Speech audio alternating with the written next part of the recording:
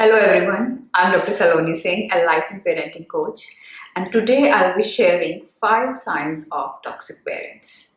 To be honest, being a parent, I know that how much every parent loves their child. And what is toxic is unknowingly some certain kind of behavior that parents do, which actually can damage a child's self-worth, confidence, and self-esteem. So it's very important to know what kind of things we do as parent, even after loving our children unconditionally, that can be really toxic for our children's mental, emotional well-being.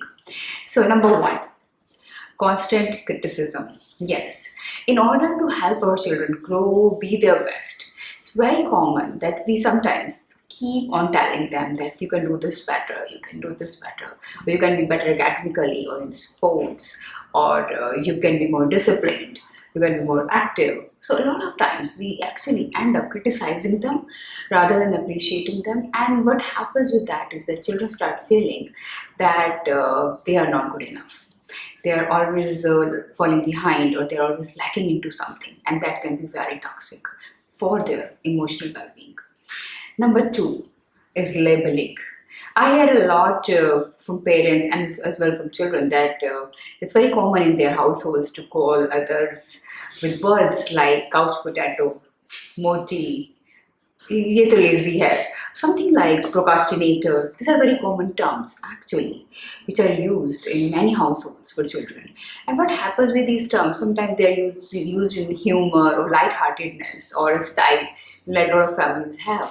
But what happens actually is this, that children start internalizing these words and they start seeing themselves as per these labels. I remember there was a girl who came to one of my workshops, told me that she is very, very shy. Interestingly, that girl was actually very confident, but she had been told by her parents and grandparents since she was a very little girl that she's shy. So when she grew up, she always had this label that I'm shy with her. And it was very difficult for her to let go, even despite of all her achievements she did in the school and extracurricular activities. So labeling is another behavior which can be very toxic for children. Number three, it's telling. Yes, we all parents are great at telling our children what to do, what not to do. And we think it's our right as a parent to tell our children because we feel that we know what is right. But sometimes what happens is the telling is so much. So if you notice that since the time your child gets up in the morning, actually you have been telling them to do this, to do brush, take a shower, get ready, now it's time for school, now it's time for breakfast, whatever it is. If you're telling constantly, when they come back, if you're telling them again and again that you should be studying, you should not be wasting your time, or like that, going to bed, anything at all. If you're constantly telling, it can become a burden on a child's head. I know that you want your child to do better again, but actually the children start actually feeling a lot of constant nagging, because the tone can be, sometimes might not be very pleasant. So they start feeling a lot of burden on their head, and a lot of time they feel that they would like to do things, but because now they're told, they don't want to do it. So this rebellion behavior, a lot of parents share with me that it comes, and the reason is constant telling. So that is another thing that actually impacts children. The number fourth one is actually gestures. Yes, because a lot of time we don't criticize them verbally, but the parents sometimes show their dissatisfaction or stress. It might be because of some other reason, but if parents are actually looking at children and they're showing some kind of gestures, like it can be a simple gesture, like they're not happy with their child, they might raise their eyebrows, or they just frown or not smile.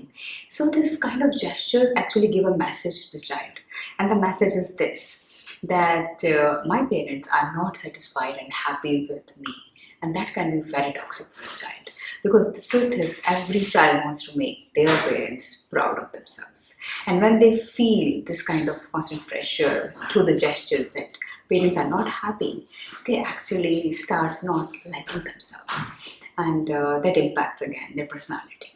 The last one is imposing our expectations on our children.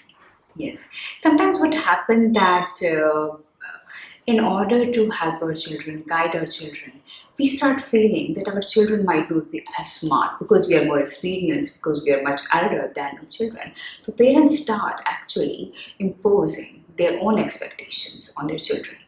And the truth is that that might not be true, that parents, what parents think is the right thing. And when we're imposing our own thoughts, beliefs, and expectation on children, that children can start feeling again that they are not smart or wise enough.